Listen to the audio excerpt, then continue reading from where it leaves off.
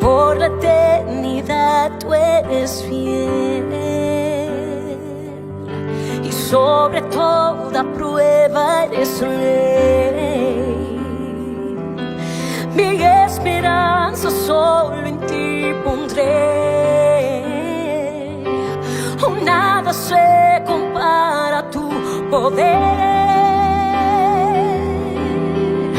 más grande que montañas que están frente a mí. Tú eres grande, mucho más grande que gigantes que quieran destruir.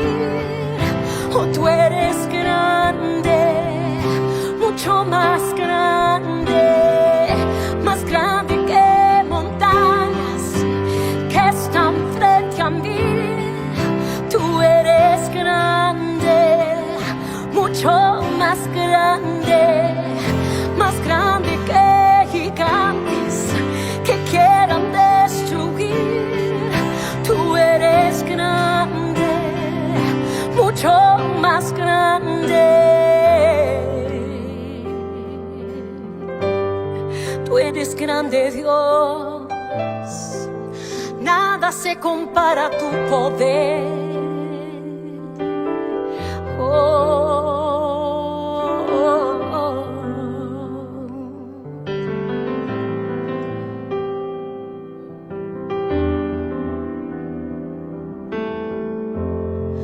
No hay temor, no hay dolor más grande que el gran yo soy. No hay rencor ni acusación más grande que el gran yo soy. No hay temor, no hay dolor más grande que el gran yo soy. No hay rencor, no, ni acusación más grande que el gran yo soy. No hay temor, no hay dolor más grande que el gran yo soy. No hay rencor ni acusación más grande que el gran yo soy. Oh. Señor, hoy nos paramos en la verdad que somos tus hijos y tus hijas, Somos tus hijos. y que ninguna arma forjada contra nosotros prosperará. Vamos a amar. Oh, oh.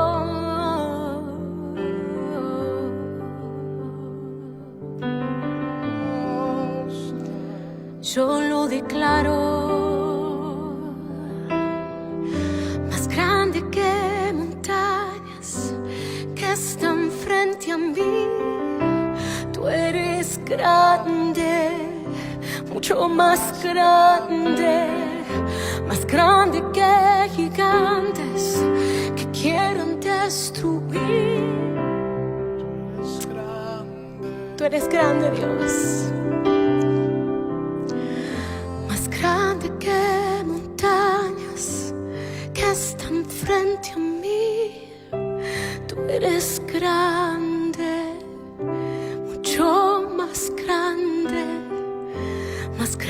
que gigantes que quieran destruir.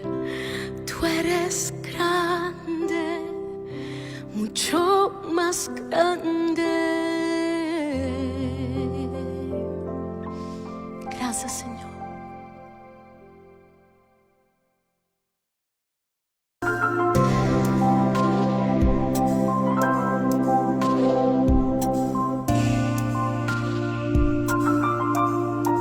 Queridos hermanos, estamos muy felices de que puedan acompañarnos el día de hoy en esta última clase del Antiguo Testamento, la cual será dada por el director del Ministerio Cristiano Logos Perú, en el cual se tratará acerca del estudio del libro de Levíticos y el sacerdocio y su aplicación para el día de hoy. Bienvenidos. Y con todo el corazón abierto vamos a entonces a continuar con esta clase, perspectivas generales del Antiguo Testamento.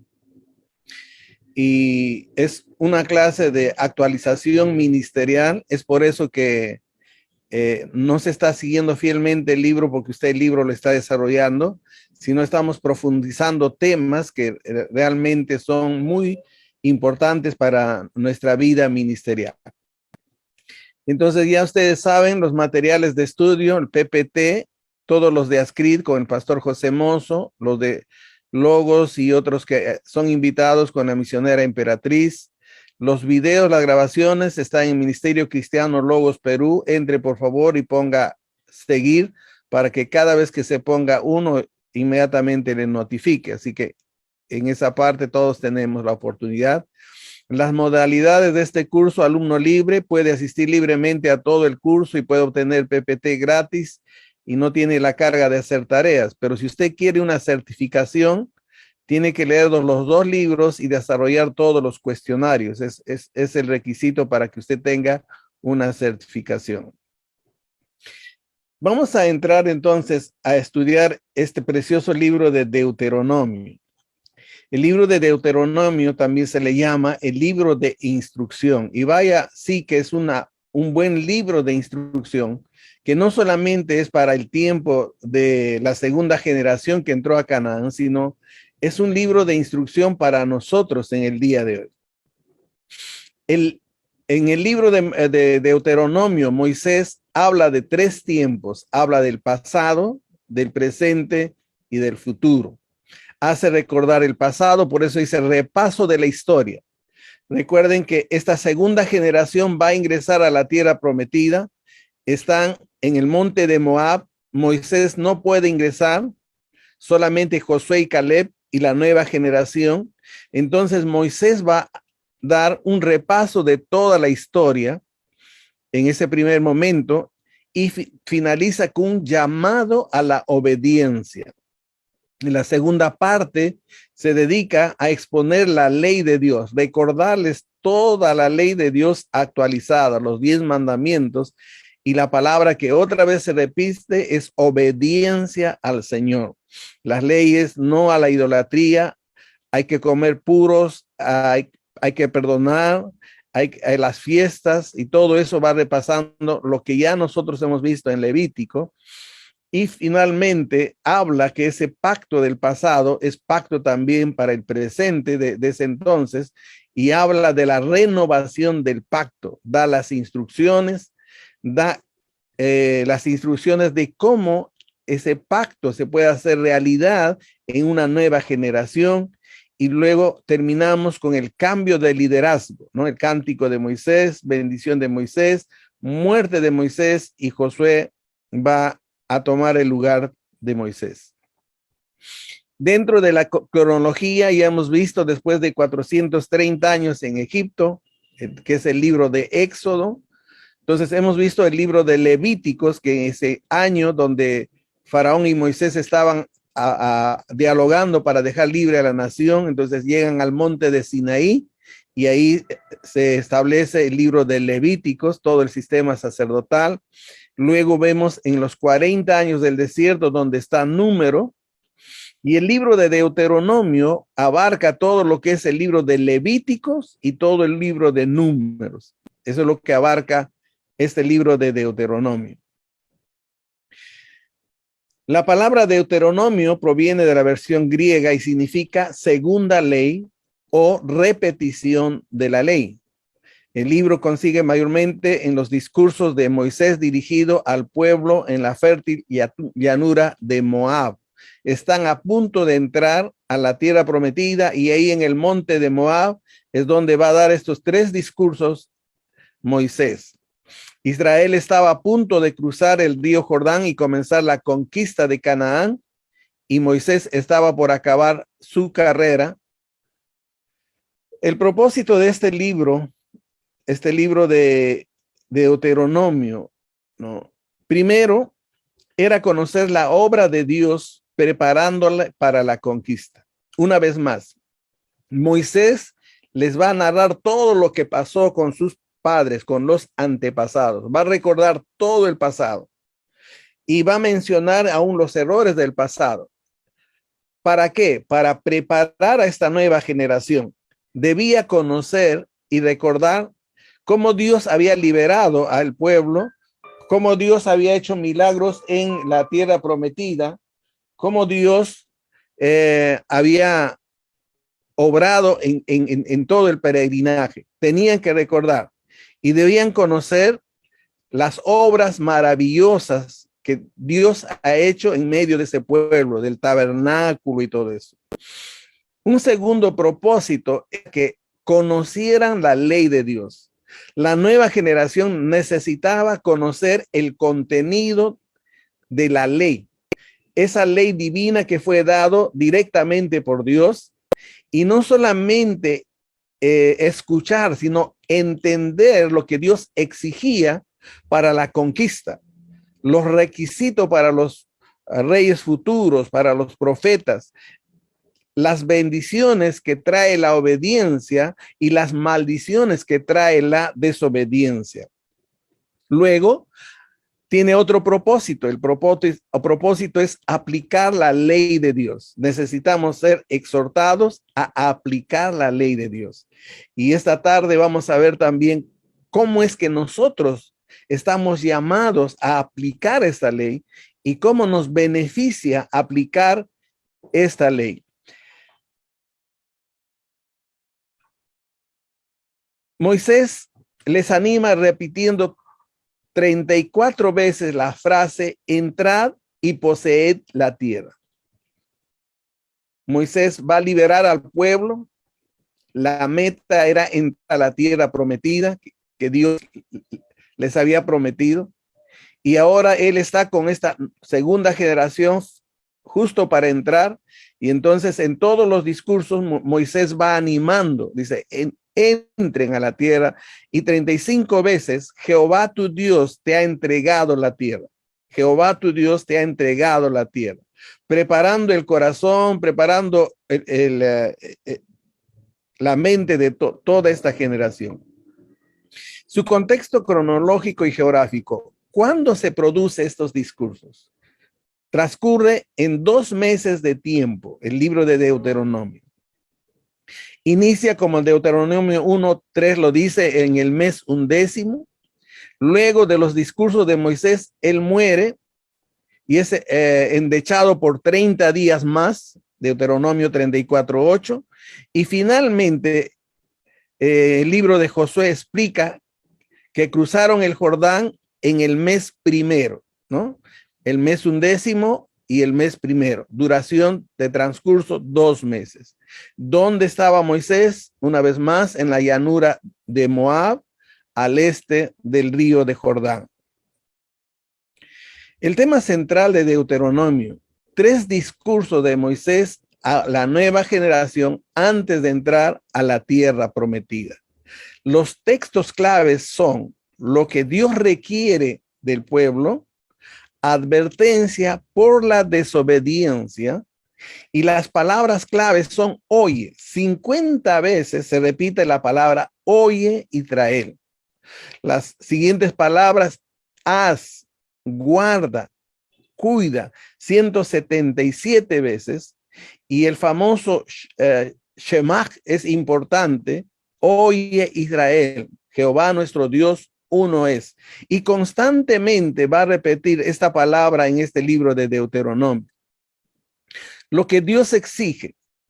Ahora pues, Israel, ¿qué pide Jehová tu Dios de ti?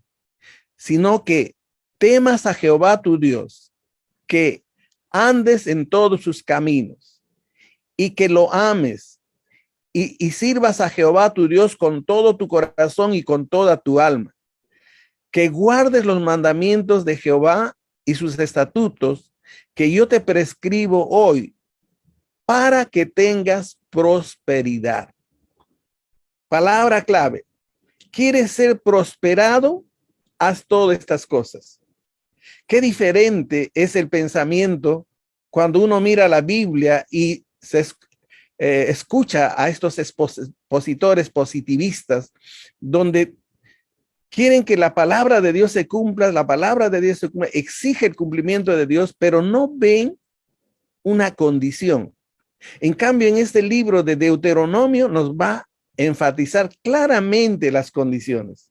¿Quieres ser prosperado como persona? ¿Quieres ser prosperado como familia? ¿Quieres ser prosperado como iglesia? Esto es lo que exige Dios en todo ese libro de Deuteronomio. Entonces, Deuteronomio 11, 26, 28 dice: he aquí yo pongo delante de ti, de vosotros, bendición y la maldición. La bendición: si oyeres los mandamientos que Jehová vuestro Dios, que yo os prescribo hoy. Y la maldición: si no oyeres los mandamientos de Jehová vuestro Dios y os apartéis del camino que yo os ordeno hoy. Una vez más, está la bendición y está la maldición. Está el pasado y está el futuro. En el centro está la ley de Dios. Deuteronomio pone en el centro la ley de Dios. ¿Quieres ser bendecido? Obedece la ley de Dios. ¿Quieres que te vaya mal? Desobedece la ley de Dios. ¿Quieres tener un buen futuro? Obedece la ley de Dios. ¿Quieres tener un buen futuro? Mira el ejemplo en el pasado. Eso es lo que Moisés estaría haciendo en este libro de Deuteronomio. Y ahí está la palabra clave. Oye Israel, Jehová tu Dios, Jehová uno es. ¿Qué nos está enseñando? Que Jehová es nuestro Dios, es un Dios personal y que Él es único, Él es vivo y es verdadero. Y eso lo vamos a ver en el libro de Jueces. El libro de Jueces es una historia de un Dios vivo que se relaciona con su pueblo. Es toda la historia de un Dios relacionándose con un pueblo desobediente. Lo vamos a ver más adelante. Entonces, el Deuteronomio tiene un bosquejo. El primer discurso es histórico, el segundo es legal, el tercer discurso es profético y luego los últimos días de la vida de Moisés. El libro de Deuteronomio es uno de los libros más populares en la extensa literatura de Qumran y uno de los 4 libros más citados en el Nuevo Testamento. 83 veces es citado en el Nuevo Testamento.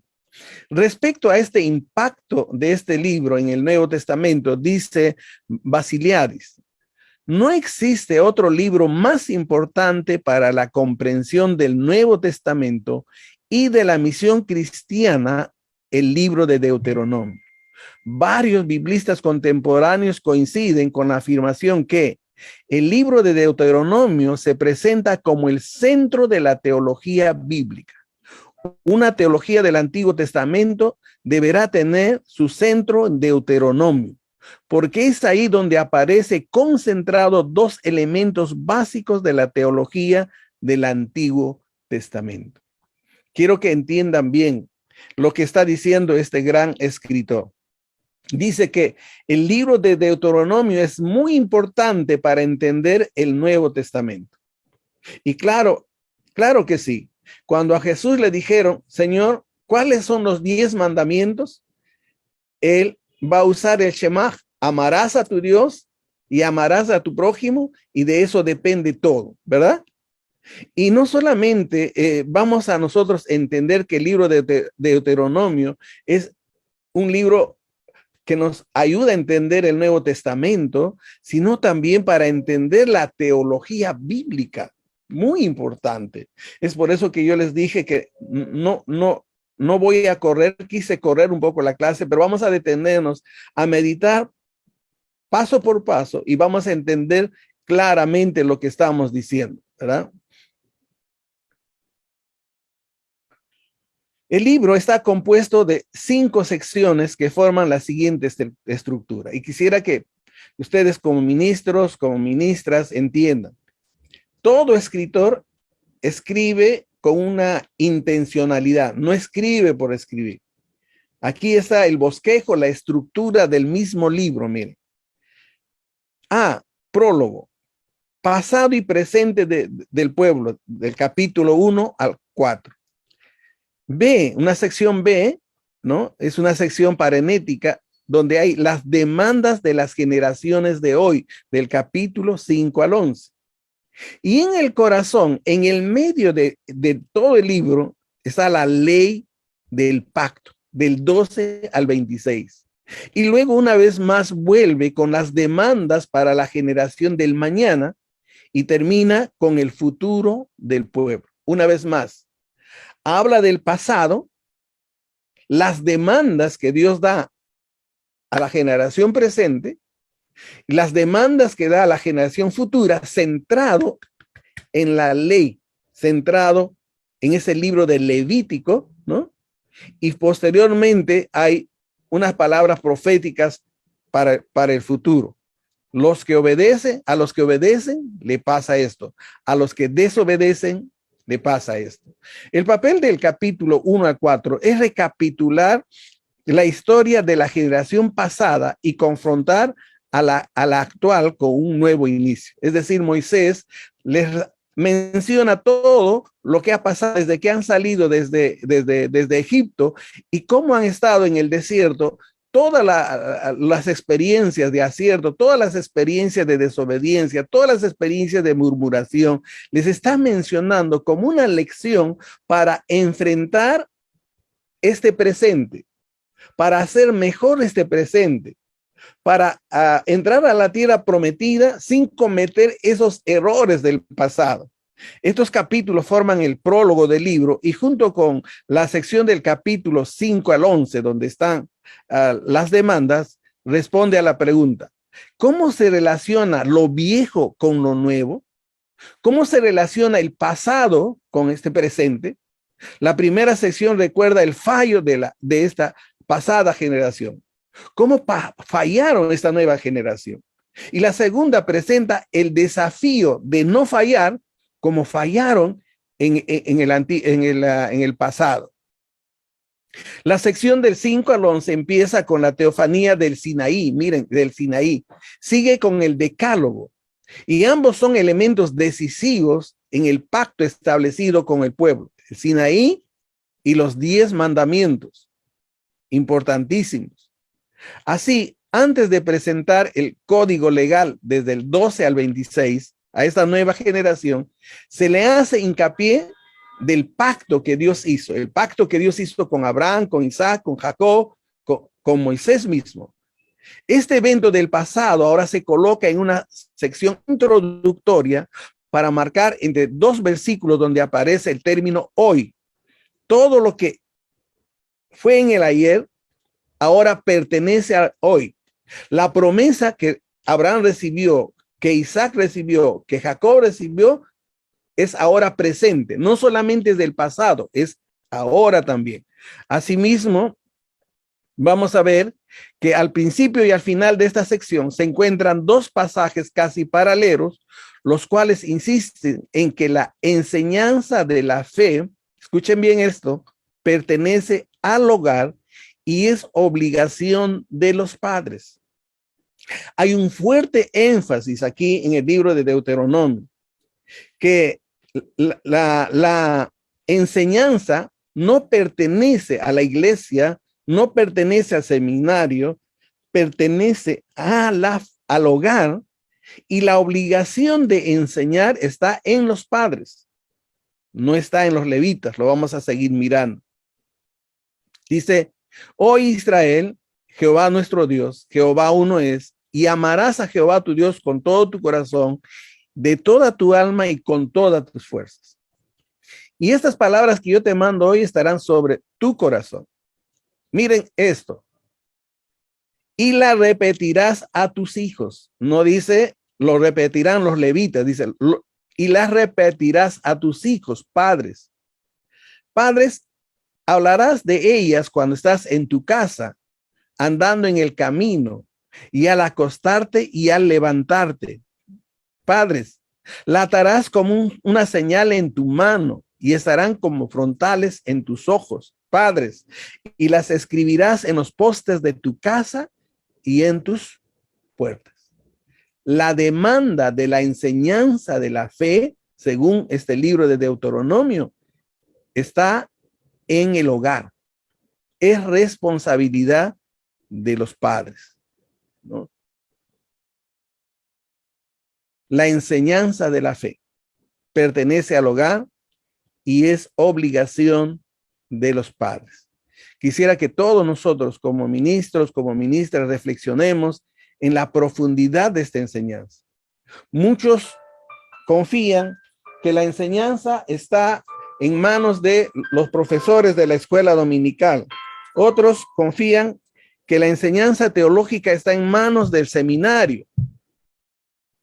Otros creen que la enseñanza está en manos de la iglesia. Pues no, acá en el libro de Deuteronomio claramente nos va a enfatizar: si queremos una generación próspera, una generación bendecida, si queremos una iglesia próspera, una iglesia bendecida, tenemos que entender este principio. La enseñanza de la fe pertenece al hogar. Entonces tenemos que enfatizar la enseñanza bíblica a los padres para que los padres transmitan a los hijos, y es obligación de los padres transmitir esta enseñanza de la fe. Los capítulos 12 al 26 forman el corazón del libro. En ellos se encuentra lo que los estudiosos llaman la ley del pacto. Ahí se presentan todos los mandamientos, todos los estatutos y leyes que regirían la vida del pueblo de Dios al entrar a la tierra prometida. Una vez más, van a entrar a la tierra prometida. ¿Cómo, con qué leyes van a vivir? Hemos hablado que el libro de Levíticos nos da todas las leyes, todas las pautas de cómo deberíamos hacer un culto, de cómo deberíamos vivir en la sociedad, de cuál es la moral de la sociedad que Dios quiere, cuál es la ética. Todo está en la ley. Por eso en el corazón de este libro está esto, la ley, ¿no? La ley de Dios, no la ley del hombre. Los capítulos 27 al 30 van a ser la conclusión de este código, así como el capítulo 5:11 exhorta a la generación del presente. En estos capítulos 27 al 30 hace una exhortación a las nuevas generaciones del futuro, ¿no? A las nuevas generaciones. ¿Cuál es la exhortación? Que obedezcan, que oigan, que pongan en práctica las leyes de Dios si es que quieren ser bendecidos. Si es que quieren que les vaya mal, desobedezcan nomás la ley. Les va a decir la palabra del Señor. La quinta sección se coloca como conclusión de todo el libro.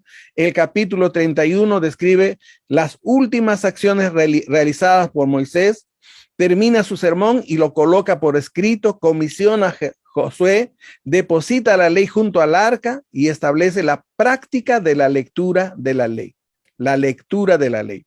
Capítulo 32 es un poema, es una presentación profética en la cual Moisés habla de la fidelidad de Dios contrapuesta con la rebeldía del pueblo, lo que había pasado, ¿no? La fidelidad de Dios contrapuesta a la rebeldía del pueblo. En este poema, Moisés une las tres distintas generaciones. Capítulo 33 dibuja en perspectiva profética una situación futura, más bien ideal, el reino de Dios. Allí aparece Dios como el refugio eterno de Israel y el pueblo halla su salvación eterna en él. El capítulo 34 nos da la nota final: un líder se va, la antigua generación. Un nuevo líder viene, la nueva generación. Deuteronomio es un excelente amalgama que une, ¿no?, a través del género literario, los recuentos, la historia, exhortación, canto, diálogos, leyes, explicaciones e instrucciones, ¿no? Por ello, en lugar de hablar de un solo género o forma, debemos hablar de un contexto literario total, ¿no? Vamos a ver algunos de ellos. El asunto generacional. Es notable cómo Deuteronomio conduce la narración acompañándola de una constante referencia, los de ayer. Está repitiendo los de ayer, los de hoy y los de mañana. Una vez más, este libro hace un recuento del pasado para los del presente y como una enseñanza para el futuro. Los de ayer, los de hoy y los de mañana.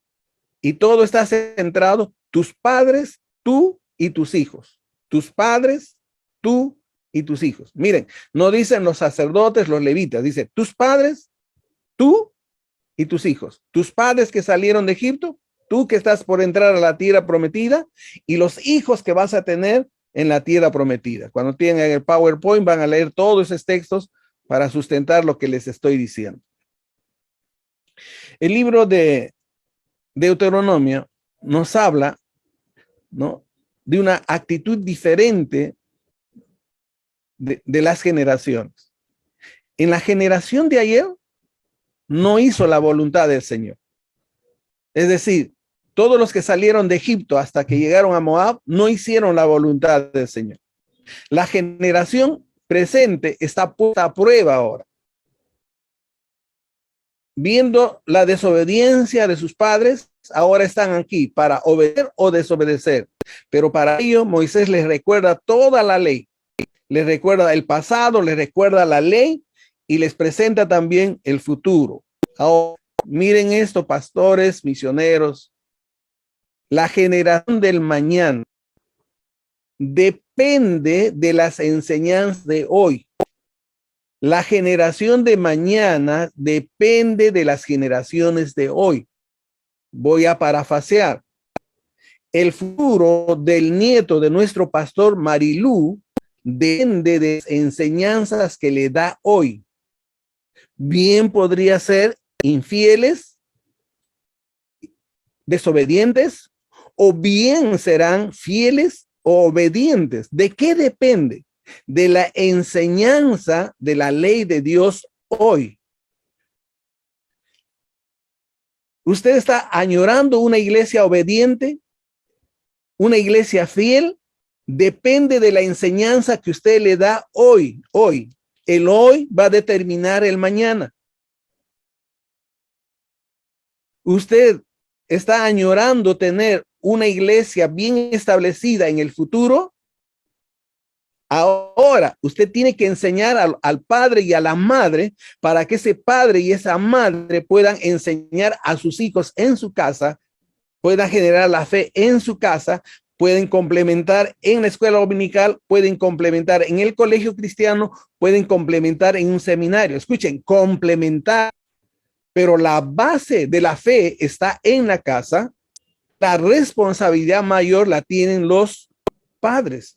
Mi esposa una vez me comentó cuando estaba enseñando acerca de las mujeres de la Biblia, y los grandes teólogos de este siglo, 18, 19 y 20, generalmente iban a preguntar a las mamás, no a los padres. Porque ¿quién pasa más tiempo con los hijos? Las madres. Y esto es un desafío para nosotros que más tarde les voy a presentar a todos los pastores, ¿no? La relación de Dios con su pueblo dependerá de la calidad de vida de hoy. La relación de Dios con su pueblo dependerá de la calidad de vida de hoy. La relación de Ascrid,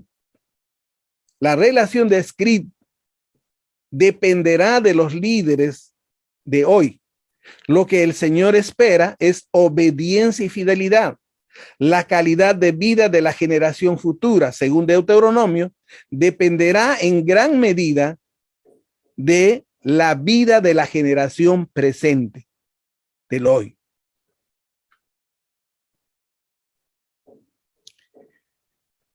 Segundo, debido a la generación presente, que es un pivote, es como uno que está como entre el pasado y el futuro, el concepto temporal hoy es también importante en Deuteronomio. Es muy importante el presente.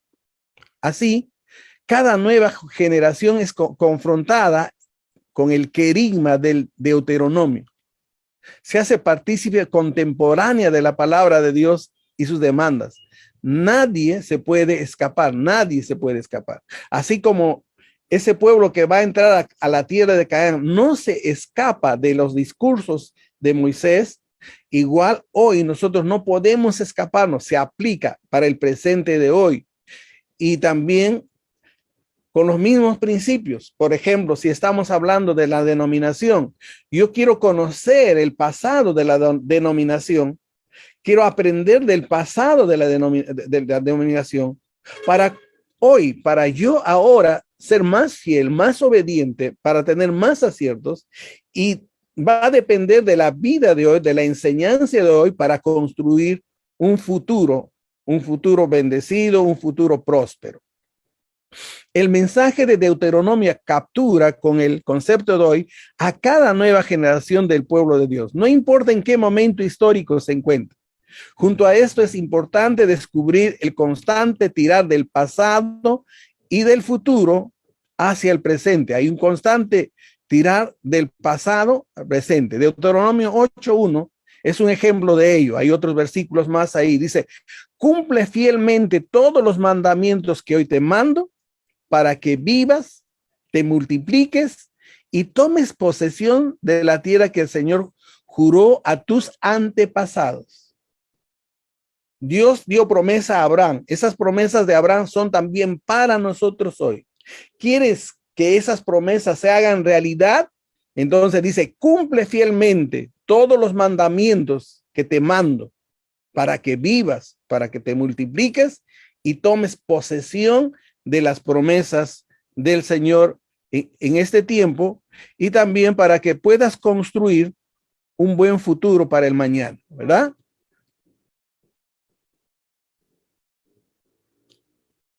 El constante tirar del pasado y el futuro hacia el presente. En el pasado están las promesas. En el pasado está el pacto que Dios ha hecho con nuestros líderes. En el presente está la obediencia del pueblo, y en el futuro está el concretarse esas promesas. Es decir, las promesas del pasado, para que se hagan real en el futuro, depende de la obediencia de hoy, del presente. Hay ese tirar. Pasado están las promesas, presente la obediencia del pueblo, y en el futuro está la concretización de esas promesas. El grueso del libro se encuentra en interpretar y desarrollar el meollo de la palabra divina. Escucha y trae. El Señor nuestro Dios es el único Señor. Ama al Señor tu Dios con todo tu corazón y con toda tu alma y con todas tus fuerzas. En tercer lugar, Deuteronomio es un libro que le da a la enseñanza un lugar de privilegio. No hay otro libro en la Biblia que coloque la instrucción de niños, la instrucción de jóvenes en el centro de su mensaje como el libro de Deuteronomio. Nosotros podríamos ver, hay varios versículos en la palabra del Señor y voy a leer solamente una de ellas para tener idea de lo que estamos diciendo.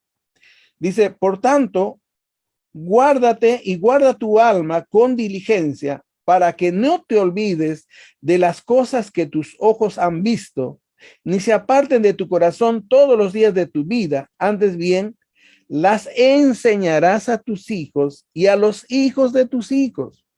El día que estuvieses delante de Jehová tu Dios en Horeb, cuando Jehová me dijo, reúne al pueblo para que yo les haga oír mis palabras, los cuales aprenderán para temerme todos los días que vivieren sobre la tierra, y la enseñarán a sus hijos. Una vez más, el libro de Deuteronomio hace un énfasis especial del privilegio de la enseñanza, de la instrucción a niños y a jóvenes. Usa el verbo enseñar, lamad, y que incluye en sus páginas expresiones propias de la literatura. Oye Israel, ¿no? Oye Israel. Además, Deuteronomio coloca a los padres como los principales sujetos de la enseñanza. Aquí en estas figuras quiero que ustedes reflexionen. Según Deuteronomio, ¿el centro de la enseñanza de la fe está en la iglesia? No. ¿El centro de la enseñanza de la fe de ese Dios vivo y verdadero está en un seminario? No. Está en el hogar, en todo tiempo, al levantarte, al acostarte, al estar comiendo, al caminar. Las repetirás a tus hijos. Quiero que se entienda bien esto. No es solamente en el devocional de la mañana. Deuteronomio habla que en todo tiempo tienes que repetir. ¿Qué vas a repetir?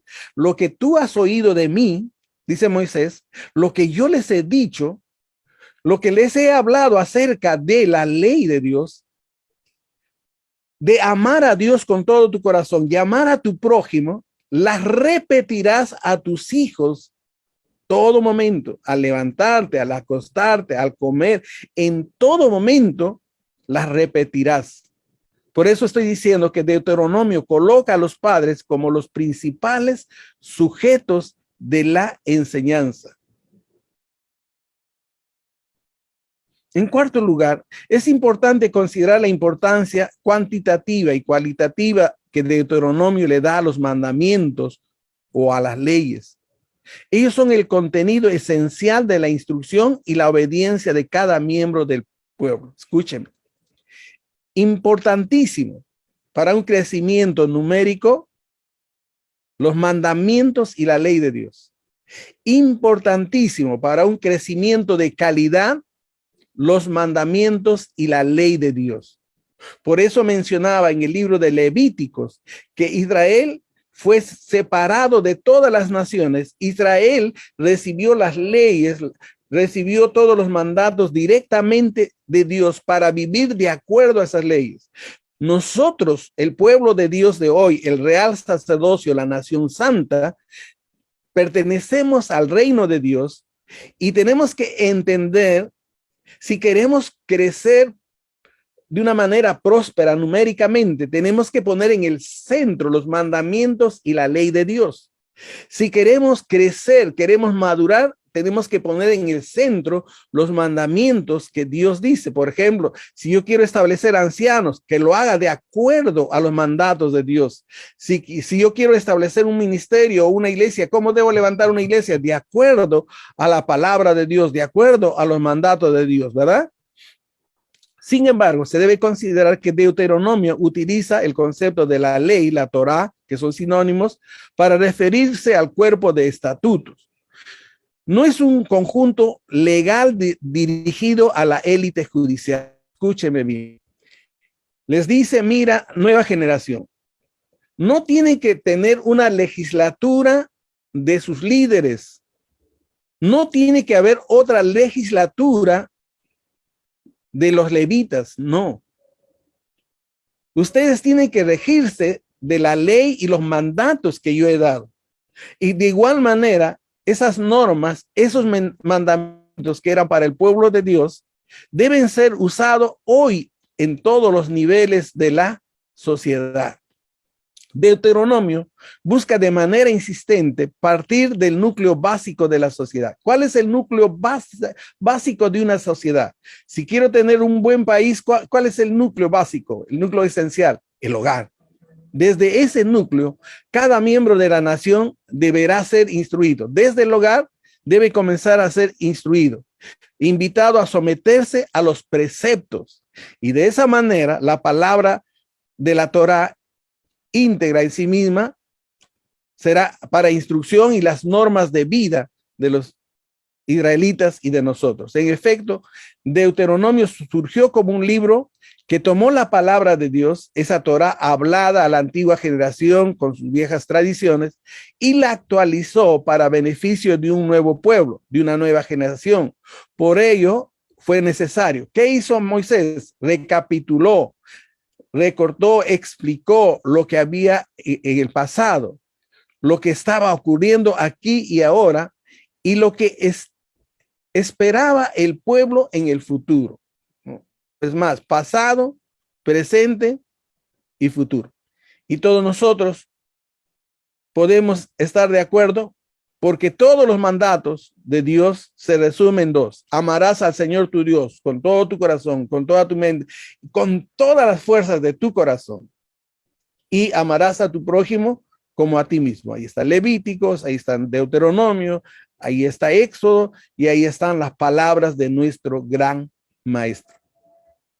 Creo que el Señor nos está ayudando a entender una gran lección en este día.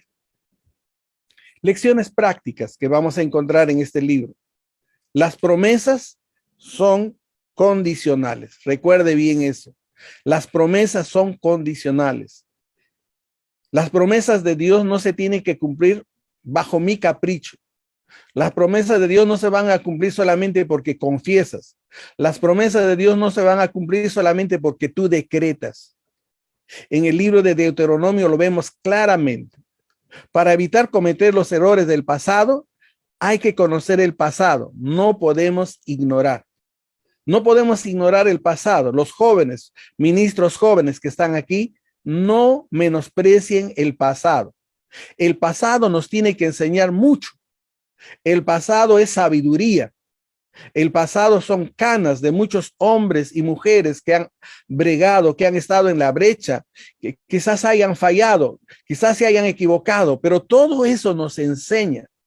Alguien decía, un escritor decía, Balcarce decía, el peruano que no conoce el Perú no puede amar el Perú. Y un escritor de las Asambleas de Dios dijo, el asambleísta que no conoce el pasado de las asambleas no puede amar las asambleas de Dios. Y esta tarde yo puedo decirles, los de Ascrid que no conocen su pasado, cómo ha iniciado, cómo han sufrido, todos los que han iniciado no van a amar Ascrid. Y todo eso nos va a ayudar a preparar un buen futuro. Pórtate de acuerdo a la palabra de Dios y te irá bien. Pórtate. Obedece, pon en práctica la palabra de Dios y te va a ir bien. Quizás ni necesitas decretar, quizás no necesitas confesarlo, pero si tú vives de acuerdo a la palabra de Dios, te va a ir bien. Misioneros, ministros. ¿Quién es el hombre espiritual? ¿Quién es la mujer espiritual? Aquel hombre, aquella mujer que para llorando 5 días, 10 días ahí en oración, o aquel hombre o mujer que pone en práctica la palabra de Dios. Una mujer que ora, un hombre que ora, una mujer que profetiza, una mujer que dice que es hombre de Dios, se le va a medir la espiritualidad en la medida que vive la palabra de Dios, en la medida que pone en práctica la palabra de Dios, en la medida que vive lo que predica, que vive lo que enseña. Un buen padre espiritual va a ser visto bien por sus hijos en la medida que ese padre vive, cumple, practica lo que está enseñando a sus hijos. Pórtate oponiéndote a la palabra de Dios y te irá mal. Ese es un principio que nosotros entendemos en el libro. No lo podemos acomodar a Dios a nuestros caprichos. No podemos acomodar a Dios a nuestros caprichos, caprichos consumistas, materialistas, a nuestro orgullo. No podemos. Tenemos que ajustarnos a la palabra de Dios. Por ejemplo, no puedes dejar de perdonar aún a tu enemigo. ¿Quieres que te vaya bien? Según los mandatos de Dios, tienes que perdonar a tu enemigo. Yo no concibo cristiano espiritual, ministro espiritual, que no perdone porque no está de acuerdo a la palabra del Señor. La enseñanza tiene un lugar de privilegio. Instrucción de niños y jóvenes. Miren, qué importante es la enseñanza en los niños y en los jóvenes para construir un buen futuro. Líderes de ministros, ministras, queremos una iglesia próspera en el futuro. Pongámosle fuerza en la instrucción a los niños y a los jóvenes. Generalmente en unas iglesias, escuela dominical, buscan a un hermanito que no sabe teología, que no, entonces, enseña, toma este libro y enseña. Hay un menosprecio fatal. Está comprobado por los psicólogos que al niño su personalidad lo forma a los 5 primeros años. En esos 5 primeros años, usted debe enseñar a ese niño, a esa niña, la palabra, la ley de Dios. Como iglesia hay que darle importancia a la instrucción de los niños y los jóvenes, teniendo como centro la educación en el hogar. Como iglesia, enfoquémonos a enseñar a los padres para que los padres enseñen a los hijos. Y aquí quiero dar una aplicación práctica a todos nosotros, los líderes, los ministros. Generalmente en esta capacitación estamos los varones, pero ¿qué de las damas? ¿Dónde están las mamás? Las mamás tienen que estudiar teología, porque ellas están más cerca a nuestros hijos y ellas son los agentes más cercanos para enseñar teología a nuestros hijos. Yo entendí este principio cuando estaba estudiando y por eso cuando me casé inmediatamente matriculé a mi esposa a la escuela teológica y ella sacó hasta su licenciatura en teología y le doy gracias porque gracias a ello la fe de mis hijos es estable. Muchos de nosotros tenemos miedo y decimos que la universidad va a distorsionar a nuestros hijos. Mis 2 hijos son científicos, una es bióloga y otra es químico, pero las ciencias, el leer a Darwin y todo, no ha alejado su corazón de mi hija. ¿Por qué? Porque ha sido instruida desde su niñez. Instruye al niño, dice, y aun cuando sea viejo, no se apartará de él. Entonces, la instrucción de niños y jóvenes es importante, teniendo como el centro la instrucción en el hogar. Los padres son los responsables del llamar para enseñar. No son los templos los centros de educación para enseñar la fe, sino el hogar. No estoy diciendo que no haya escuela dominical, no estoy diciendo que no haya seminario bíblico. Ellos complementan, pero la raíz, la base es el hogar. No son los líderes de la iglesia los responsables, son los padres.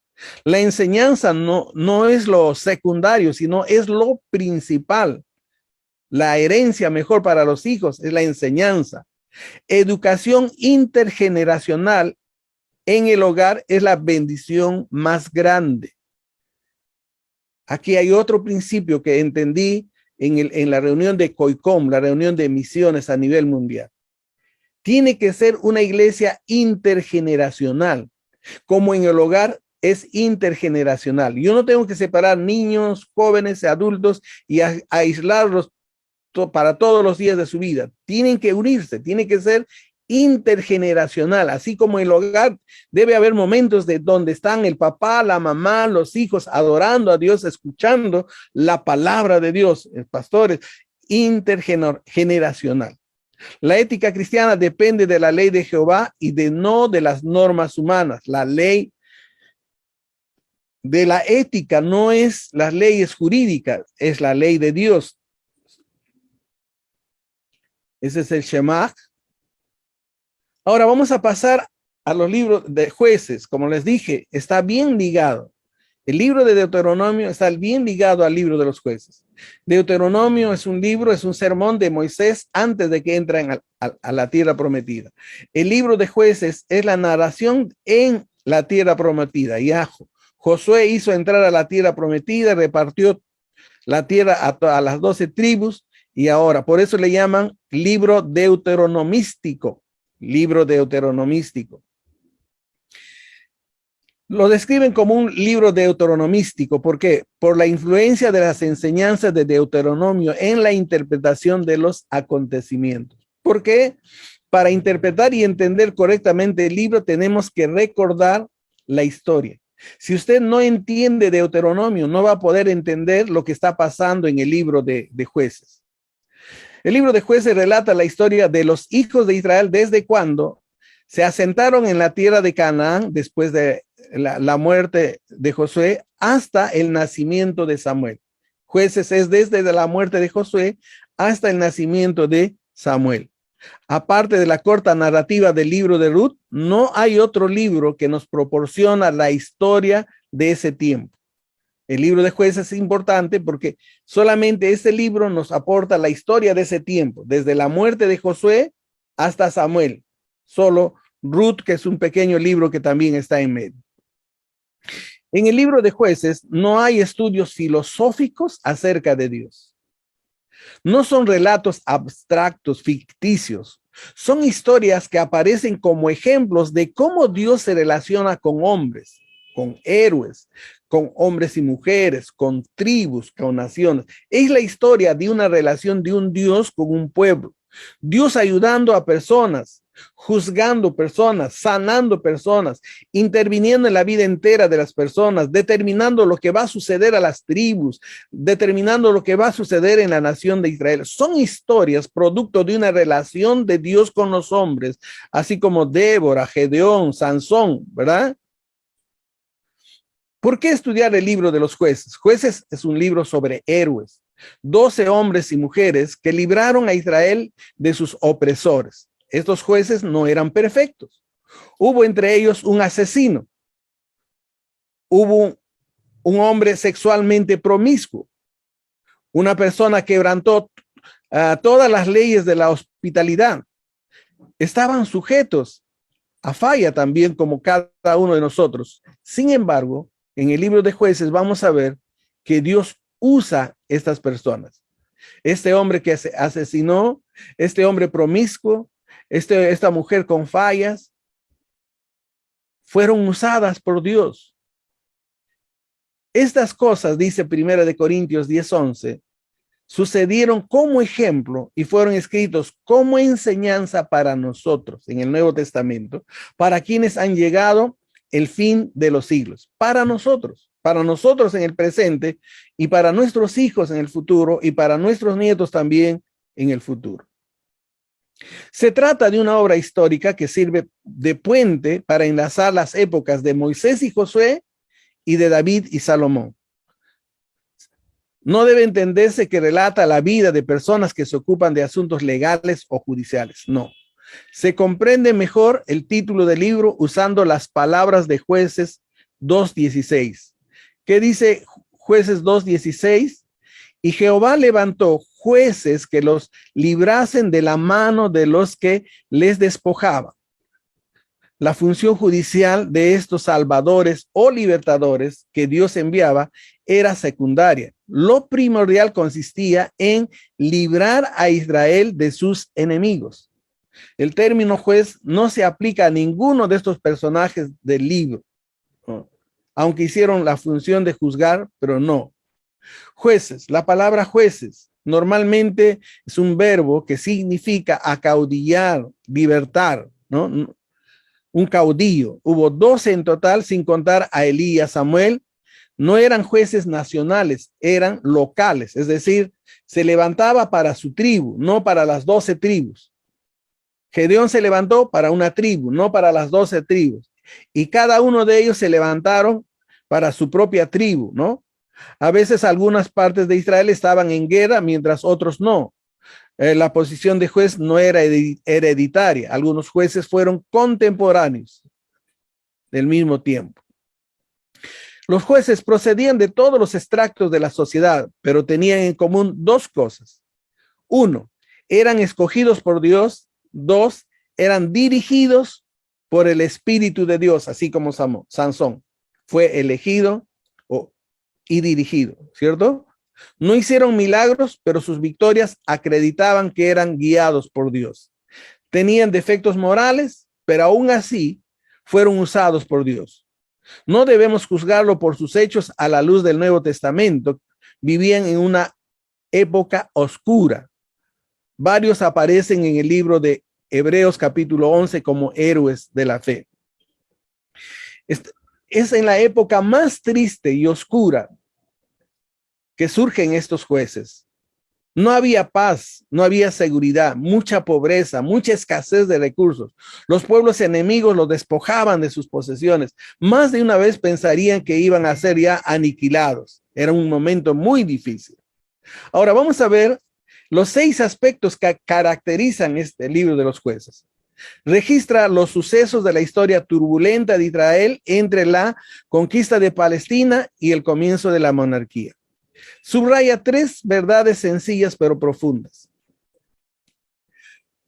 Ser pueblo de Dios significa que Dios debe ser rey y señor del pueblo. El pecado siempre es destructivo en el pueblo de Dios. Y cuando el pueblo de Dios se humilla, ora y se vuelve de sus malos caminos, Él va a oír del cielo y va a sanar la tierra. Pone énfasis en que cada vez que Israel perdía de vista su identidad como el pueblo del pacto bajo el reinado de Dios, la nación se hundía en ciclos repetidos de caos espiritual, moral y social. Cada uno hacía lo que bien le parecía, dice el texto. Lo que está pasando es que esta generación que escuchó a Moisés entró y hicieron lo contrario. Buscaban ídolos, eran promiscuos, eran envidiosos, egoístas, no seguían los preceptos de Dios. Y siempre va a venir esto, y por eso dice, hacían lo que bien les parecía. Y esto revela varios modelos que ocurren con frecuencia en la historia del pueblo de Dios bajo los pactos. A menos que el pueblo de Dios lo ame y lo obedezca de todo corazón y se mantenga espiritualmente alerta, su corazón se endurece y se vuelve insensible a Dios, lo cual lleva al descarrío y por último a la apostasía. Dios es paciente y cada vez que su pueblo clama arrepentido, Él es misericordioso para restaurarlos, a levantar individuos llenos del Espíritu Santo para librarlos del juicio opresivo del pecador. Los propios líderes ungidos a quienes Dios usa para librar a su pueblo, a menudo se vuelven corruptos debido a la deficiencia fundamental de la humildad o falta de carácter. Cada uno de los 6 ciclos principales del libro, que comprenden apostasía, opresión, angustia y liberación, comienzan de la misma manera. Los hijos de Israel hicieron lo malo ante los ojos de Jehová. Y hemos visto en la introducción de este curso, este ciclo. Primer ciclo, obedecían a Dios. Segundo, desobedecían a Dios. Tercer ciclo, Dios permitía que una nación los oprimiera. Siguiente ciclo, clamaban a Dios. Siguiente ciclo, Dios escuchaba y levantaba un juez. Y mientras vivía este juez, el pueblo era obediente. Murió este juez, otra vez desobedecían a Dios. Otra vez Dios mandaba otra nación para oprimir a esta nación. En esa opresión, otra vez clamaban a Dios. Dios escuchaba su clamor, otra vez levantaba un juez. Mientras vivía este juez, otra vez vivían de acuerdo a la ley de Dios. Moría este juez y otra vez. Y este ciclo se fue dando en todo este periodo del libro de los jueces constantemente. Apostasía, opresión, arrepentimiento y restauración. Ese es el ciclo del libro de jueces. Es lo más oscuro. El libro de jueces claramente puede dividirse en 3 partes. Escuche. La primera nos habla del deterioro de Israel y el error de no completar la conquista de Canaán. Segundo, contiene la historia de los jueces. Y tercero, describe la depravación de Israel. El libro de Josué, el pueblo obediente a Dios conquista la tierra prometida. Por eso digo, Jueces es una trágica continuación del libro de Josué. En Jueces, el pueblo fue desobediente, idólatra y frecuentemente fue derrotado. En la primera división vamos a marcar dos partes. En primer lugar, señalar que la conquista no ha sido completa. Y segundo, la falta de cumplimiento del pacto por parte del pueblo de Israel. Presenta un breve relato de dos expediciones de las tribus del sur para ocupar el territorio adjudicado a ellos por sorteo. En estas expediciones, sin embargo, no se logró expulsar por completo a los cananeos de las ciudades y los valles. En este primer capítulo, lo que hace es que hay un intento de conquistar la tierra prometida. Muere Josué y ahora dicen, ¿qué vamos a hacer? Entonces comienzan el inicio, pero no en su totalidad. Más adelante vamos a ver la demanda del Señor. Y segundo, no cumplen el pacto. Y entonces, el orden o el modo explícito, por eso les digo que está bien unido a Deuteronomio.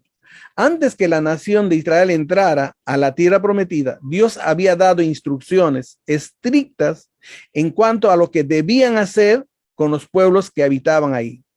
Tenían que ser destruidos totalmente. Escuchen bien eso. La instrucción de Dios, el mandato de Dios era que cuando ingresaran a tomar la tierra, tenían que destruir totalmente. Dice el texto, pero de las ciudades de estos pueblos que Jehová tu Dios te ha dado por heredad, ninguna persona dejarás con vida, sino que la destruirás completamente. El eteo, el amorreo, el cananeo, el fereceo, al heveo y al jebuseo, como Jehová tu Dios lo ha mandado. ¿Cuál era el mandato? De destruir totalmente, no dejar a nadie. Sin embargo, ellos no cumplieron con este mandato de Dios y dejaron con vida a mucha gente. Y ahora nosotros vamos a leer en Deuteronomio 7, 2 al 5, encontramos 4 prohibiciones, 4 advertencias y 4 órdenes en cuanto a los cananeos. Seguro algunos de ustedes están diciendo, ese Dios malo, ¿por qué dice que exterminen a todos? Pues con esta explicación vas a entender el por qué. No es que es Dios malo, sino Dios tenía un propósito. Hay 4 prohibiciones. ¿Cuáles son las 4 prohibiciones? Le está diciendo, cuando ustedes entren a la tierra prometida, cuando ustedes están en la tierra prometida y van a tomar lo que yo les he entregado, tienen que hacer esto. Dice, deberás destruirlas por completo. Deberás destruirlas por completo. 2, no harás ningún pacto con ellas. No harás pacto con ninguna persona. Sin embargo, en esta primera entrada, en esta primera conquista que vemos en el capítulo, alguien hace un pacto con una persona y lo perdona. Pero el mandato era, no harás ningún pacto. Ni tendrás de ellas, ni las tendrás compasión, dice la palabra. Y dice, no te unirás en matrimonio con ninguna de estas naciones. Destruirlo completamente, no hacer pacto con ninguna de ellas, no tener compasión y no unirse en matrimonio. Son 4 advertencias. Aquí va usted a entender el por qué. ¿Por qué? Porque si tú dejas vivir a alguno de ellos, si tú perdonas a ellos, ellos se van a levantar, ellas los apartarán del Señor. Los apartarán del Señor. El peligro es que si dejaban vivir a una porción de personas, esas personas se levantarían y los apartarían de Dios. Segundo, y los harán servir a otros dioses. Por eso no debes dejar a nadie, para que no te lleven a servir a otros dioses. ¿Por qué más? Porque la ira del Señor se encenderá si tú no destruyes totalmente las imágenes, no destruyes a todas las personas, la ira del Señor va a venir. ¿Por qué? Porque estás desobedeciendo un mandato de Dios. Y finalmente te destruirá. Y se cumple en esos 6 ciclos. El pueblo de Israel no perdona a los enemigos, se levantan. Y cuando están desobedientes, ¿qué pasa? Esa nación los oprime. ¿Recuerdan cómo encontraron a Gedeón escondido en su chacra? Porque temía que le robe. ¿Por qué? Porque esa nación les estaba oprimiendo. Pero el mandato de Dios es que al ingresar mataran a todos, destruyeran todo, no dejaran nada. ¿Por qué? Porque ellos los iban a apartar de Dios, del Dios único, del Dios verdadero. Ellos les iban a llevar a adorar a otros dioses. ¿Se recuerdan ustedes? Ahí en ese tiempo van adorando a otros dioses, van escondiendo la imagen, y la ira del Señor vendría y esta nación se levantaría y los destruiría. 4 órdenes. Destruirás sus altares, romperás sus piedras sagradas, derribarás sus imágenes de la diosa Acera, prenderás fuego a sus ídolos.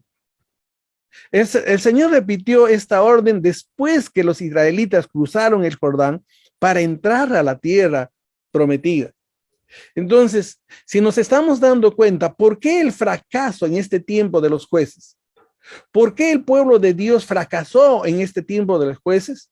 Sencillamente porque no fueron enseñados por la palabra de Dios, por la ley de Dios, y no pusieron en práctica la ley de Dios. ¿Qué dice Deuteronomio? Si pones en práctica, serás bendecida. Si desobedeces, serás maldecida.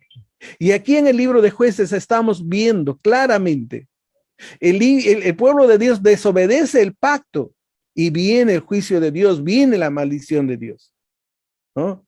Luego el pueblo de Dios obedece, Dios les escucha en su misericordia y en su gracia, levanta un juez para liberarlos de la opresión que estaban sufriendo. La primera campaña de la que estoy hablando, el primer intento, no comienza con una acción militar. Ahora quiero que noten eso, sino con una intervención divina. Si ustedes se dan el trabajo de leer todas las victorias de estos jueces en el libro de jueces, ninguno es por mérito humano, ninguno es por el mérito del número de su ejército, ninguno es por el mérito de estrategia humana. Miremos nomás a Gedeón. Gedeón levanta más de 2,000 militares. El Señor les dice mucho. Luego dice, mandan a beber agua, se van 1,000. Y el Señor dice, todavía es mucho. 300. 300 soldados contra 2,000 soldados. Y cuando van a la pelea, ni siquiera esos 300 soldados van a matar, sino Dios los confunde y se matan entre ellos y sale victorioso Gedeón. ¿Recuerden? Intervención de Dios. En todas las campañas que vemos en el libro de los jueces, no es mérito de una acción humana, mérito de una acción estratégica del líder. Directamente es una acción divina que pone en mano de los judíos a los cananeos, a los fereceos, poniendo la victoria sobre 10,000 enemigos. Desde el comienzo queda clara que esa unión entre la acción divina y la acción humana es la que produce esta victoria que nosotros vemos en este libro de jueces. Segunda parte de la campaña, una conquista dificultosa e incompleta. Judá no consiguió limpiar todo el territorio, eso dice 1:19. Ustedes luego van a estudiar los textos. Tampoco Benjamín consigue limpiar todo. En el mismo caso, Manasés tampoco, Efraín tampoco, Zabulón tampoco, nadie cumplió con ese mandato. Aser tampoco, Neftalí tampoco. Entonces hay una palabra que se repite, tampoco. tampoco cumplieron, tampoco cumplió, tampoco cumplió. Todo ello conduce a una situación de tensión con los pueblos que iban fortaleciéndose en la medida que Israel iba disminuyéndose. Entonces, como ellos no cumplían con la conquista total, con erradicar totalmente a los enemigos, entonces vino las dificultades. Estas naciones se iban fortaleciendo y las tribus de Israel se iban debilitando. En la segunda parte de la campaña, una conquista dificultosa e incompleta, hacían alianzas con pueblos de Canaán, contrarias a la voluntad de Dios. El mandato era que no hicieran alianza. Hacían alianzas con personas, con pueblos, haciéndolos tributarios, y la desobediencia a la voluntad de Dios comienza a manifestarse.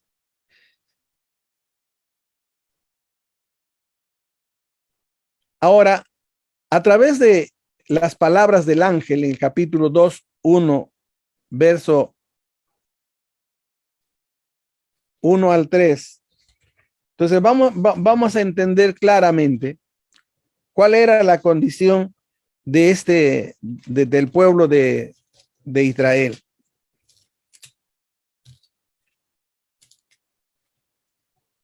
El ángel de Jehová subió de Gilgal a Boquim y dijo: yo saqué de Egipto y os introduje en la tierra de la cual había jurado a vuestros padres, diciendo: no invalidaré jamás mi pacto con vosotros, con tal que vosotros no hagáis pacto con los moradores de la tierra, cuyos altares habéis de derribar, mas vosotros no habéis entendido a mi voz, ¿por qué habéis hecho esto? Por tanto, yo también digo: no los echaré de delante de vosotros, sino que serán azotes para vuestros costados, y sus dioses serán tropezadero. Por no haber obedecido, por no haber puesto en práctica lo que Moisés ha dicho, entonces Dios, ¿no?, desprecia su voz, ¿no? Han despreciado su voz, son infieles, ¿no? Pasarían a experimentar una situación de opresión. La tercera generación se aparta de Dios. ¿Por qué? En el versículo 10. Una vez más, muy ligado a Deuteronomio. No habían visto ejemplos del poder de Dios. No habían visto el ejemplo de piedad en sus padres.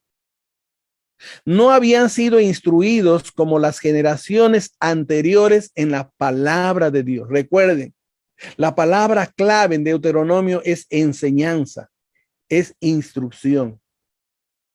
En el libro de Jueces vemos ahora a todas estas tribus, a toda esta Israel dispersada, pasando opresiones en un mal momento, un desastre total, porque no habían visto ejemplos de poder de Dios. Ministros, ministras, más que nuestras palabras son nuestros ejemplos. Nuestras congregaciones, nuestros hijos, nuestras hijas tienen que ver ejemplos del poder de Dios en nuestras vidas. Ejemplos de piedad, de obediencia, no lo habían visto.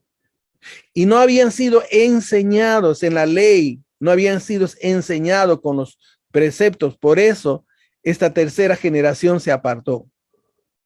Y la consecuencia de esa situación, comenzaron a practicar pecado, siguieron la idolatría de las naciones de su entorno, dejaron a Dios y sirvieron a los Baales. Cuando se deja de servir a Dios, se pasa inmediatamente a servir a otros dioses. Ahora, no solamente es imagen, esta tarde le voy a demostrar cuáles son nuestros dioses de hoy. El pueblo de Israel comienza a experimentar el juicio de Dios. Dios, consciente que los suyos sean oprimidos por los pueblos de la tierra, la mano de Dios los condujo al pueblo a las victorias en la conquista de la tierra, se vuelve contra ellos ahora. Ahora miremos la aplicación personal. Miremos la aplicación personal. Por falta de poder, la falta de poder en el creyente es algo tan común hoy como lo fue en los tiempos de los jueces. Si nosotros aplicamos esta enseñanza de los jueces al día de hoy, nosotros también tenemos que ver cómo están nuestras iglesias, cómo están nuestros hogares. Si usted mira el pasado del inicio de Ascrit o de su denominación, usted va a encontrar que hubo momentos de avivamiento, momentos de manifestación del poder de Dios. Hoy en día, donde el posmodernismo ha influenciado mucho y las iglesias están dejándose influenciar por las cosas del mundo y están entrando a las iglesias, las prácticas, los principios del mundo, están disminuyendo la manifestación del poder de Dios. Estamos entreteniendo, pero no vemos la manifestación del poder de Dios. El creyente y las alianzas con el mundo. No podemos hacer alianzas con el mundo como hijos de Dios. La vida de testimonio puede ser abandonada. Ya casi nosotros no queremos testificar, queremos identificarnos con los del mundo. El creyente tiene un compromiso con el discipulado. Ya no discipulamos. Hemos abandonado el discipulado. La palabra de Dios debe ser estudiada, meditada, amada y obedecida. La palabra de Dios debe ser estudiada, meditada, amada y obedecida. El centro de todo nuestro trabajo debe ser la palabra de Dios, el estudio de la palabra de Dios, la memorización de la palabra de Dios. Sin embargo, hemos perdido todo eso. El propósito de la separación es que el pueblo de Dios pueda preservarse en la salvación. ¿Por qué tengo que yo vivir solo de acuerdo a la ley de Dios, de acuerdo a los propósitos de Dios? ¿Por qué no puedo unirme? ¿Por qué no puedo hacer alianza? ¿Por qué no puedo casarme con los no creyentes? Para preservar la salvación, para preservar la fe, para preservar la santidad, sin la cual nadie verá a Dios, para vivir solo para Dios como nuestro Señor y Padre, para convencer al mundo incrédulo de las verdades y las bendiciones del Evangelio. Por eso es que nosotros debemos mantenernos separados, consagrados. La segunda división del capítulo es del capítulo 3 al 16. Y entonces ahí hay una narración donde podemos ver el pecado, el castigo, clamor, salvación. El enemigo queda sometido. Otro círculo más, ¿no? Y entonces, sin embargo, algo que podemos notar es que Dios sigue siendo fiel. A pesar de la desobediencia, a pesar de la idolatría, a pesar de la infidelidad de todas las tribus, Dios sigue siendo fiel. Y eso es lo que dice el libro de 2 Timoteo. Si fuésemos infieles, Dios permanece fiel. Aunque fuéramos infieles a Él, como lo encuentran los israelitas, aún así Él será fiel con nosotros, si es que lo buscamos, si es que le pedimos perdón, si es que nos reencontramos con Él, Él seguirá siendo fiel. El libro de los jueces nos muestra el fundamento de la fe. Israel se volvía a Jehová como último recurso y solo a causa de su opresión. Y el problema fundamental con los israelitas era que su fe en Dios estaba fundada no en el amor y la gratitud al Señor, sino en deseos y ambiciones egocéntricas. Nosotros tenemos que entender que nuestra fe debe estar fundamentada en el amor de Dios y en la gratitud a Dios. ¿Por qué no peco? Porque amo a Dios. ¿Por qué no me emborracho? Porque amo y estoy agradecido a Dios. ¿Por qué no blasfemo? ¿Por qué no robo? Porque amo a Dios y porque estoy agradecido la vida que Dios me da. No es por condiciones, no es por ambiciones. O sea, no me emborracho para que Dios me dé una casa. No, no es así, ¿no? Es por amor, es por gratitud. También los creyentes del nuevo pacto necesitan examinar el tipo de fe que poseen. ¿Siguen al Señor porque de veras lo aman y lo aprecian? ¿O por quién es Él? ¿O por lo que ha hecho? ¿O le sirven primordialmente por lo que puede recibir de Él? ¿Por qué sigues al Señor? ¿Por qué amas al Señor? Si su fe y devoción a Dios son genuinas, ellos seguirán al Señor aun cuando eso signifique aflicción, sufrimiento, persecución y pérdida. ¿Cuánta gente ha abandonado la fe por esta pandemia? Y ahí uno ve por qué está sirviendo al Señor. En la tercera división vamos a ver la decadencia total del pueblo de Israel, producto de el deterioro religioso. Primero viene la decadencia religiosa. El futuro de nuestro país está, hermanos y pastores y siervos, en el amar a Dios, en la iglesia cristiana. La decadencia moral de un país es producto de la decadencia espiritual. Mire usted a Estados Unidos, cuando la palabra de Dios era el centro, cuando el evangelio era el centro, era una nación próspera. Ahora que han dejado la Biblia a un lado, han dejado a Dios a un lado, ahora ya no es esa nación próspera, ¿no? El 19 al 21 muestra el deterioro moral de una nación. El deterioro moral espiritual trae como deterioro moral la nación. Lo primero conduce a lo otro. Dice en esta línea, dice: en aquellos días no había rey en Israel, y en aquellos días cada uno hacía lo que bien le parecía. Entonces, la decadencia espiritual de Israel, en primer caso, tiene que ver con la idolatría de la tribu de Dan. En esos últimos, van y traen un ídolo, ponen como ídolo en la tribu. Segundo, la violación. Un sacerdote que tenía a su esposa 4 meses abandonada, va a recoger y en el camino lo deja ahí en una de las casas de la tribu. Vienen ellos, quieren violarla. El sacerdote, igual que Sodoma y Gomorra, le dice: no te doy a mi hija que es virgen. No, dice: queremos a él, queremos violarlo. Y producto de esa violación, donde muere esta mujer, se levantan todas las 11 tribus contra Benjamín y se produce el caos total entre las 12 tribus, y entonces hay una anarquía total, hay una guerra civil, y eso representa la moralidad más baja, el caos completo de toda la Biblia. Ahora queremos ver la aplicación de este libro. En estos tiempos modernos, hablar de idolatría. ¿Por qué en el libro de Jueces vino el deterioro? Por un deterioro espiritual y luego un deterioro moral y político. ¿Por qué es un desastre el libro de Jueces? Porque no cumplieron lo que Moisés les dijo antes de entrar a la tierra prometida, porque no guardaron la ley, porque no se preocuparon de la enseñanza, porque no se preocuparon en la instrucción de la ley. ¿Cuándo debían instruir a la ley? Dice: al levantarte, al acostarte, al caminar. No hicieron eso, y por eso que la tercera generación se olvidó de Dios. En estos tiempos modernos, nosotros también hemos rendido nuestras almas y la dirección de nuestras iglesias, no a los yesos, al ídolo de la cultura que está alrededor nuestro. Piensen bonito ustedes. No son ídolos de yeso, pero son ídolos que nos han carcomido, ídolos que nos han nos han ganado dentro de nuestra fe cristiana. Por ejemplo, la secularización, reemplazar una dependencia de la relación por una dependencia de la ciencia, la razón humana. Ahora se idolatra la razón humana. Lo que dice la razón supera lo que dice la Biblia. La Biblia está en un segundo plano. Y usted no me va a negar que eso hay ya en las iglesias.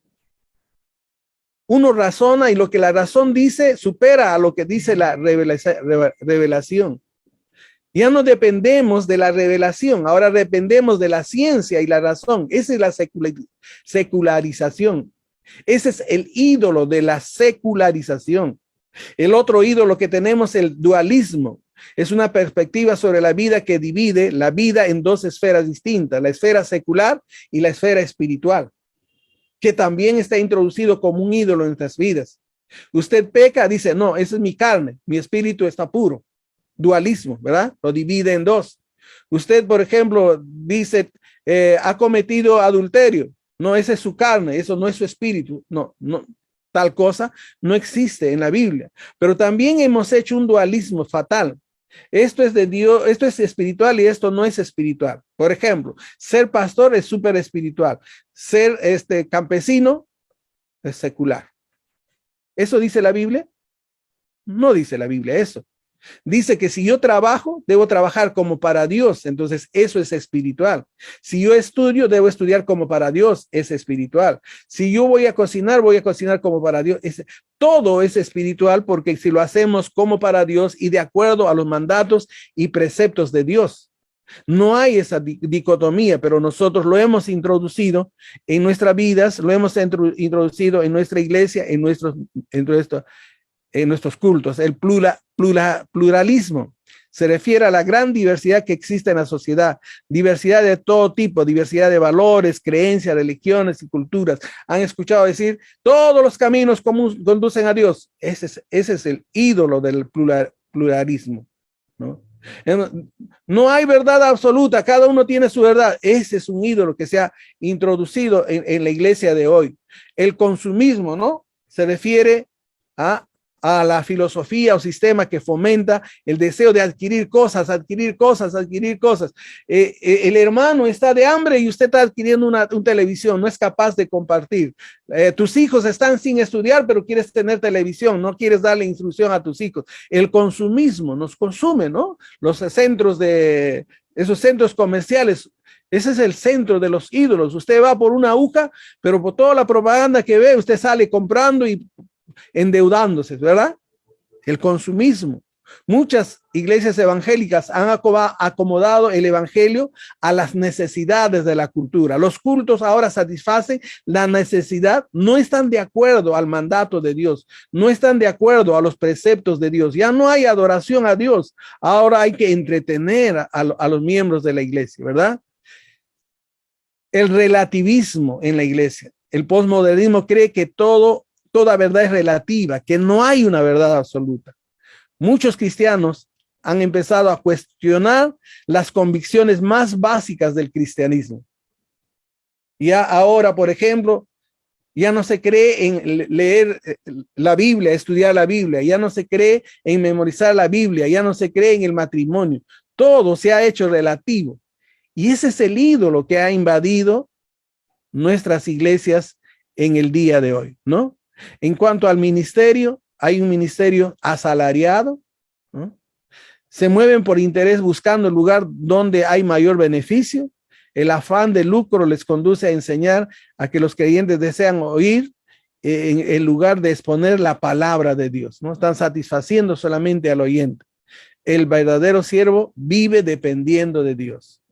El verdadero siervo vive ministrando la palabra de Dios. Servir con ánimo de lucro es contrario a las enseñanzas de la palabra del Señor. Bien, pastores, una vez más dejo ahora este tiempo para preguntas y si usted ha sido tocado por el Señor, Dios le ha hablado algo, contribuya por favor a esta clase y por favor coméntenos y abra su micrófono y con toda libertad pueda expresarse, por favor. Pastor, buenas tardes. Te saluda el Pastor Miguel Ángel. Pastor Miguel Ángel, muy buenas tardes. Gracias a Dios por el tema de hoy. Solamente quería hacer un comentario, ya que para los ministros de ASCRI, justamente hoy día hemos estado reunidos con el presidente y hemos tocado un tema que usted lo acaba ahorita de tocar, que es el pasado. Aleluya. El pasado de la misión, de la misión, ¿no? Y muchos de nuestros miembros actuales, nuestras nuevas generaciones, no conocen realmente el pasado de cómo se inició la misión. Y a veces en el proceso, ya hoy pues Dios nos ha bendecido, producto también de esa fidelidad, de esa siembra que se hizo en el pasado.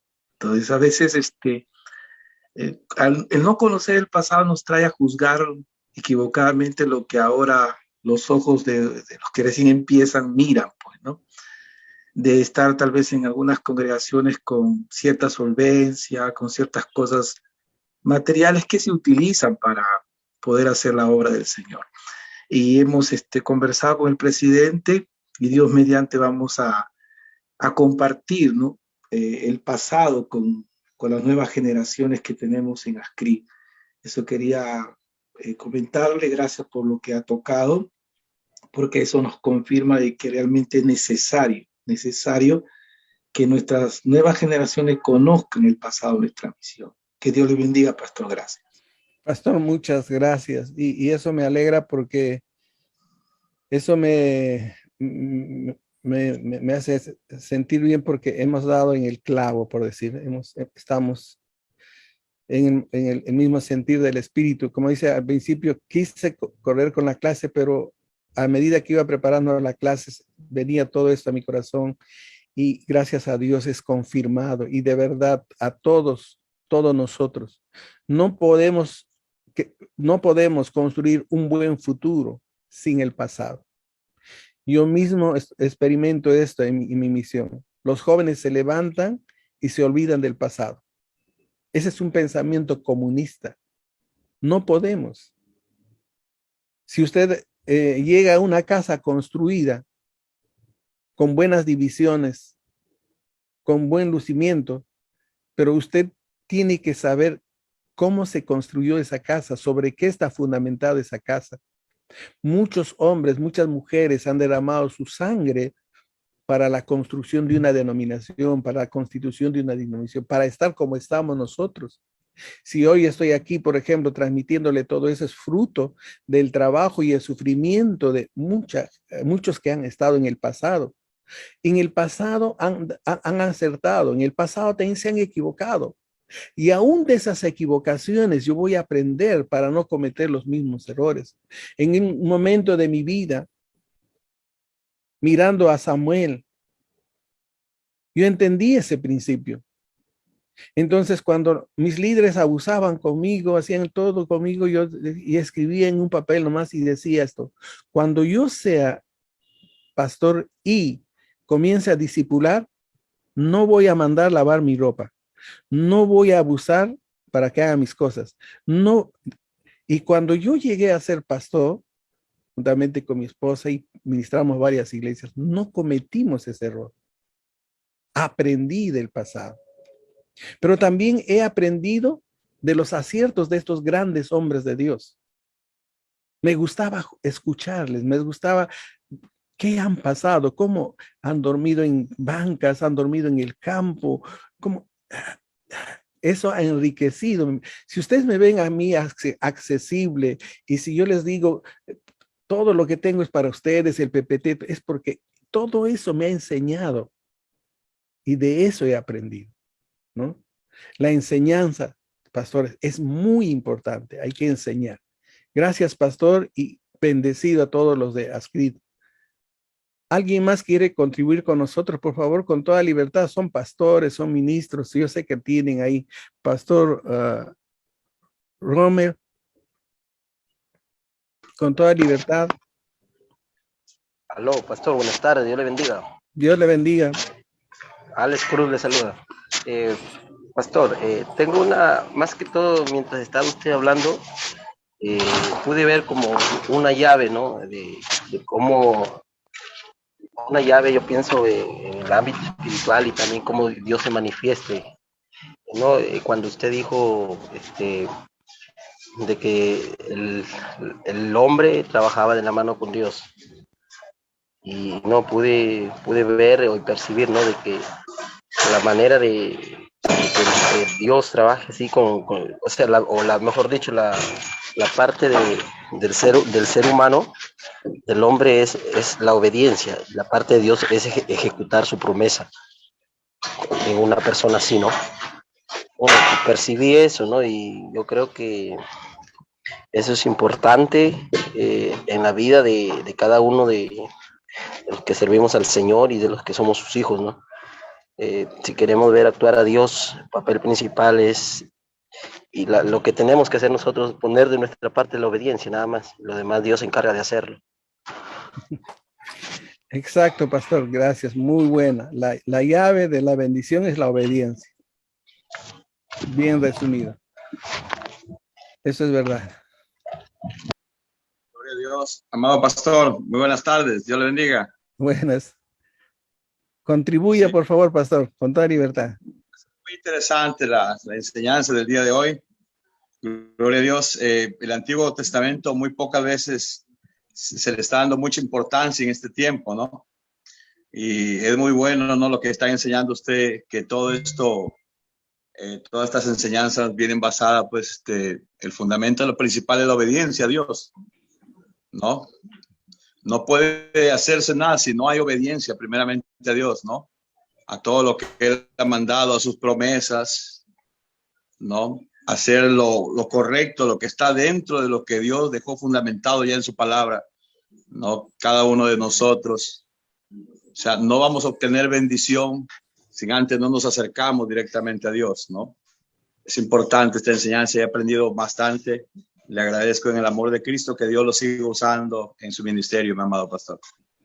Gloria Gracias, a Dios. pastor Roma. Gracias porque todos estamos aprendiendo, como le dije, para mí también ha sido tiempo de aprendizaje, ¿verdad? Es tiempo de aprendizaje.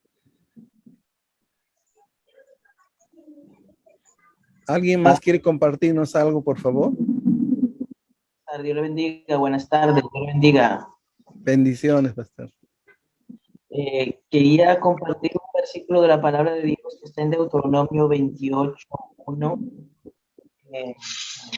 La Sagrada dice: acontecerá que si oyeres atentamente la voz de Jehová tu Dios para guardar y poner por obra, dice, todos los mandamientos que yo te prescribo hoy, dice, también Jehová tu Dios te exaltará sobre todas las naciones de la tierra.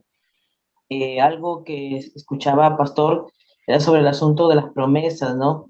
De que aquellas promesas del pasado se hacen vigentes en nuestras vidas por la obediencia y se determinan en el futuro, ¿no? En esa parte que usted explicaba en la enseñanza, es muy importante también, por supuesto, en la obediencia de lo que se escribió, como por ejemplo Deuteronomio 28 que le estoy diciendo, aquí estoy leyendo, dice que si tú oyes atentamente la voz de Jehová tu Dios para guardar todo lo que está escrito, significa de que ya sabemos que fue escrito los mandamientos del Señor, ¿cierto? Ya está escrito allí y solamente si está escrito allí es para que nosotros lo obedezcamos.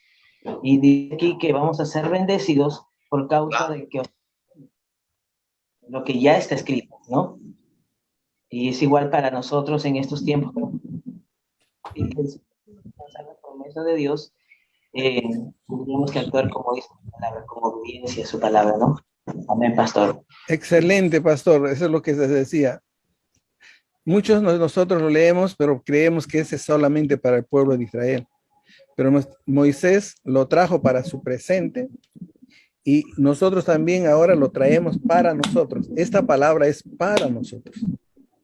Y como ustedes ya lo han dicho, la llave de la bendición, la prosperidad, no está tanto en decretar, no está tanto en manipular a Dios, no está tanto en hacer obras para que Dios la haga realidad. El secreto es la obediencia a su palabra, la obediencia a sus mandatos, el escuchar y poner en práctica la palabra de Dios y por ende automáticamente las promesas de Dios van a venir sobre tu vida. Por eso dice, si obedecieres, serás bendecido. Si desobedecieres, serás maldecido. Y lo hemos visto en el pueblo de Jueces. Cuando Jueces se apartó de los mandatos de Dios, le venía la opresión. Cuando Jueces, las tribus del juez buscaban a Dios, Dios intervenía. Y vemos la fidelidad de Dios aún en medio de la infidelidad del pueblo de Dios. El secreto es volvernos a Dios. El secreto es escuchar la palabra de Dios. El secreto es obedecer la palabra de Dios. Y una vez más recalco, la clave de Deuteronomio es la enseñanza, la enseñanza. Y el centro de la enseñanza de la fe es el hogar. Y la responsabilidad de la enseñanza de la fe, de nuestra fe en ese Dios, somos nosotros los padres, ¿no? Pastor Salvador Sebastián, por favor, pudiera orar por esta clase para terminar. Buenas tardes, pastor, que Dios le bendiga.